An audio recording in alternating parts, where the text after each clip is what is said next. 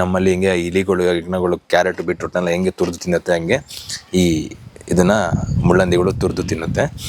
ಇದನ್ನು ವರ್ಷವಿಡೀ ಒಂದು ವರ್ಷಕ್ಕೆ ಬಿದ್ದಿರೋಂಥ ಕೊಂಬನ್ನೆಲ್ಲ ಎತ್ಕೊಂಡು ಕಲೆಕ್ಟ್ ಮಾಡಿ ನಮ್ಮಲ್ಲಿ ಇಲಿ ಹೆಗ್ಣಗಳು ಹೆಂಗೆ ದವಸ ಧಾನ್ಯಗಳನ್ನೆಲ್ಲ ಸ್ಟೋರ್ ಮಾಡುತ್ತೆ ಹಂಗೆ ಇದು ಕೊಂಬುಗಳನ್ನ ತನ್ನ ಗೂಡು ಹತ್ರ ಸ್ಟೋರ್ ಮಾಡುತ್ತೆ.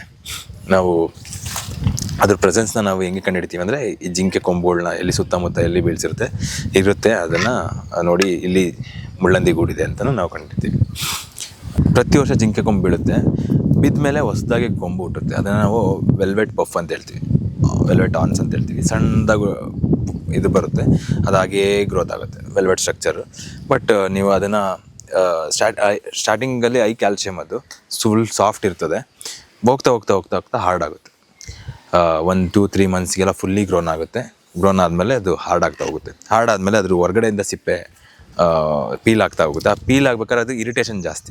ಆ ಪೀಲ್ ಆಗೋದನ್ನ ಏನು ಮಾಡುತ್ತೆ, ಇರಿಟೇಷನ್ ಆದಾಗ ಅದನ್ನು ಉಜ್ಜುತ್ತಲ್ಲ, ಉಜ್ಜಿ ಮರಗಳಿಗೆ ಉಜ್ಜಿ ಇದನ್ನು ಶಾರ್ಪ್ ಮಾಡುತ್ತೆ. ಈ ಪೋರ್ಷನ್ನ ಶಾರ್ಪ್ ಮಾಡ್ಕೊಳುತ್ತೆ, ಫುಲ್ ಶಾರ್ಪ್ ಮಾಡ್ಕೊಂಡು ನೆಕ್ಸ್ಟ್ ಬ್ರೀಡಿಂಗ್ ಸೀಸನ್ಗೆ, ರಟ್ಟಿಂಗ್ ಸೀಸನ್ಗೆ ಇದನ್ನು ರೆಡಿ ಮಾಡಿ ಇಟ್ಕೊಂಡಿರುತ್ತೆ. ಇದೊಂದು ಇಂಟ್ರೆಸ್ಟಿಂಗ್ ಕ್ಯಾರೆಕ್ಟರ್.